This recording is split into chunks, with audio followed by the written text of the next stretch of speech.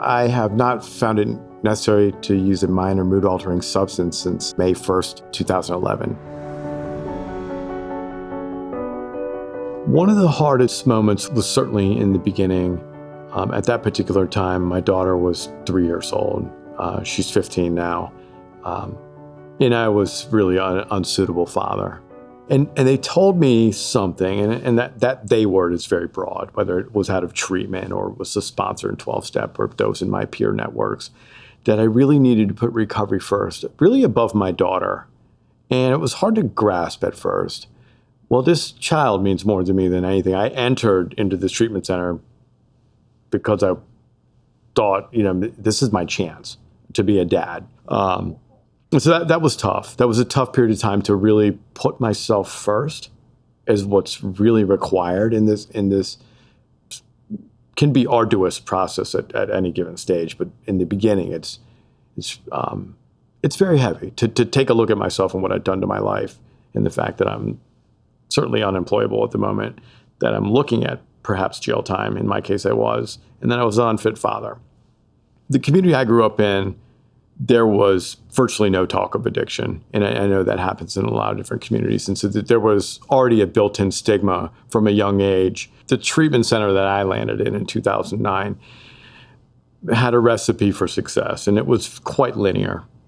It was, once you leave this place, attend our aftercare program, and then search out a 12-step meeting to attend. In a lot of ways, addiction, active addiction, is anchored into the way of thinking, behavioral health and the like.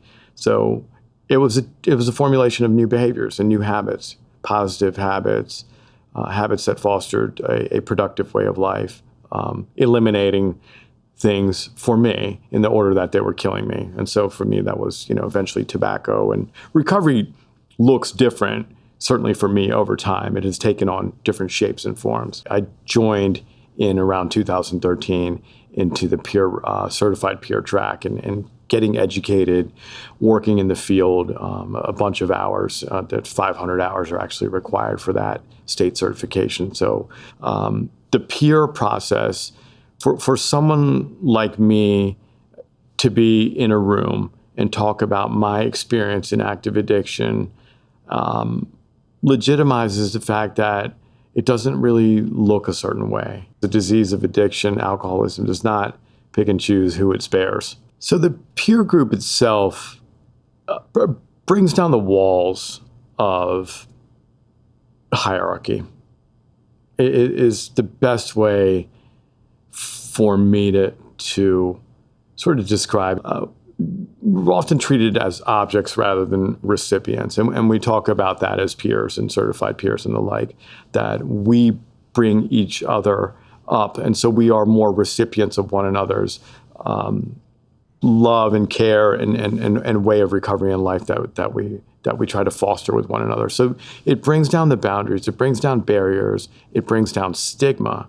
Stigma is a huge, huge boundary that keeps people outside the hallways of recovery and seeking help. And there's nothing quite like being free from the compulsion and obsession to really destroy myself. And for those who perhaps are listening to this and struggling with addiction and active addiction, really in the throes of it, that it is possible. And it is a life of joy that is quite hard to explain unless I give it a shot and give myself a chance. Hi, I'm Kabir Singh, and I'm thankful for every day in recovery and won't be stopped by the stigma of addiction.